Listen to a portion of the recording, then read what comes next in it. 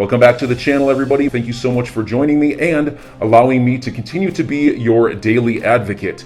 If you're new here or you're not subscribed for any reason, please do me a huge favor and hit the subscribe button. Thank you to all of you who have been watching and following me for so long. It truly means a lot, and I'm glad that I can be this person. This reminded me of Larry Fink back on July 16th of 2018. Now, are you telling me that Larry Fink, that in this clip, he says that he doesn't have one client? This is July 16th of 2018. He didn't have, I remember it like it was yesterday. He didn't have one client that was interested in crypto. Listen to it. Is it true that you're building out a cryptocurrency capability? No. I mean, we're looking at it. As I said in the past, we are very excited about blockchain technology. That's what we're looking at, even in the Aladdin universe, what we're trying to do there. So we're looking at blockchain technologies, and we're looking at all the blockchain isn't crypto. Blockchain is just the underlying technology. Well, that's the most important thing. Whether it is a cryptocurrency, we're studying them to see how they're performing. And it may be, it may be. Don't your clients want crypto exposure? No, I don't believe any client has sought out crypto exposure. I don't believe that. Yes. That is not true. At some point they might. Do you need to be prepared? I don't, at the moment, no. It's interesting. Yeah, Goldman Sachs is building out a cryptocurrency trading desk. Morgan Stanley is doing I'm not in the trading. Morgan's doing the same thing. Yes, because there's elements of people who are looking to trade it. I have not heard from any one client they're looking to buy a cryptocurrency at this time. When it becomes more legitimatized, when it has the true open nature of it, that you identify who the players are on both sides, that's when we'll probably look at it as an alternative to all currencies. But I have right now you are aware that you are. What do you mean? Just studying it? We're studying it. We're looking how they perform. We're looking at that type of data to understand it as we think about other products. But right now, I can tell you, worldwide, I have not heard from one client who said, I need to be in this. I just don't. I remember covering that on this channel, and at the time I said that is bull. I don't believe that for a minute, and I still don't. Now, check this out. This is interesting. A total disaster. Crypto firms face being booted from the UK as a key deadline approaches. From March 31st, firms operating crypto services in Britain must be registered with the Financial Conduct Authority. Now, this immediately reminded me of something, because it's called the FCA, and they have to be registered with the FCA by March 31st. And it says Revolut and Copper are among the companies listed on a temporary FCA register, which will close once the deadline passes. This reminded me of this. From February 23rd of 2022, a breakthrough in Britain, Uphold's UK subsidiary of Uphold Europe Limited, gained regulatory approval, joining the list of 32 firms that have received FCA approval as registered crypto asset service providers out of the 200 that applied. And what this means, folks, is that Uphold is on the Link2 platform right now. It's on the platform right now. And this company, to me, is one of those dark horses that they're not getting near the press that Coinbase got back in the day. This one right here has got all their ducks in a row. I'm an owner of private equity and Uphold on Link2's platform. Go check it out if it sounds. I'm not a financial advisor. I'm just saying, go check it out if you're an accredited investor and you're interested in what Uphold's got going on. Talk to them about it.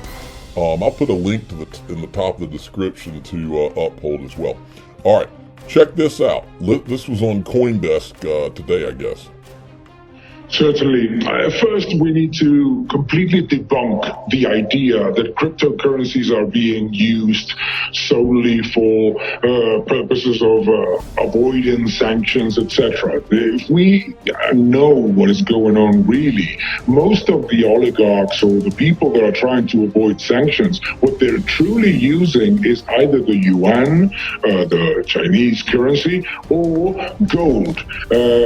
cryptocurrencies are being used, and it is true, by the poor Russian citizens that have nothing to blame and on in the country and in Ukraine to avoid the destruction of the purchasing power of the ruble.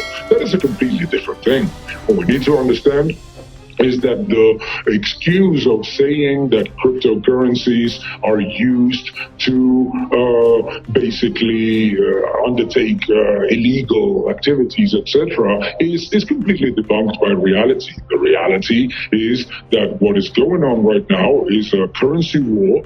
This is the first time in history that we have seen sanctions that make a central bank be unable to access its own reserves, and therefore cryptocurrencies are basically being used to provide some level of support in terms of purchasing power to citizens that are seeing the ruble collapse. All right, so we're in a currency war. Now, Perian Boring finally has replied to someone. This guy said, agreed, Perian, so why have you refused to speak on this subject since this tweet of yours, which was 2 months before the SEC case against Ripple was announced? Did you know something then that we didn't? And she replied, finally, we're submitting a brief and cannot comment until the brief is filed. And I said, miracles do happen. Now, my question here is, what are they waiting for? How long does it take to file a brief?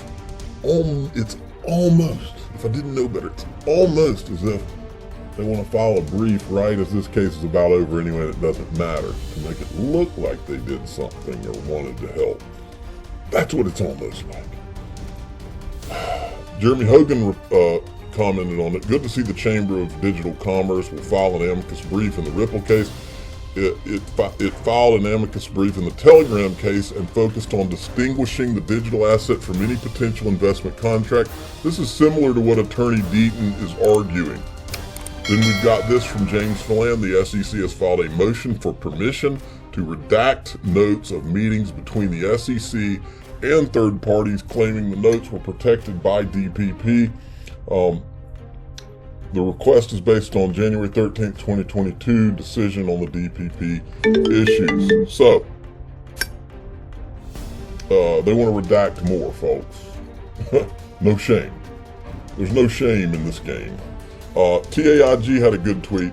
Remember Pat Baraducci? This is something I don't remember if I knew this or not. I don't think I did. I remember that he was a consensus lawyer, and he was one of the guys talking about the Brooklyn Project back in the day, back in 2018. Well, turns out he used to be at Sullivan and Cromwell. Go figure. Taxonomy of digital assets, and you'll see right there the Brooklyn Project. As we go down, you've got Patrick Baraducci, taxonomy of digital financial assets, and then you got the same guy here at this same event with Gary Gensler. Consensus is approved to conduct business with the U.S. federal government. Consensus office address is in the middle of Washington, D.C. This guy's good. Follow TAIG if you don't already, at TAIGXRP, this guy. So enjoy your day, everybody. I'm always here for you. Leave any comments or questions below, and be sure to subscribe. But thanks, everybody. I really appreciate you. Enjoy your day, and I always have your back. So thanks so much, everybody.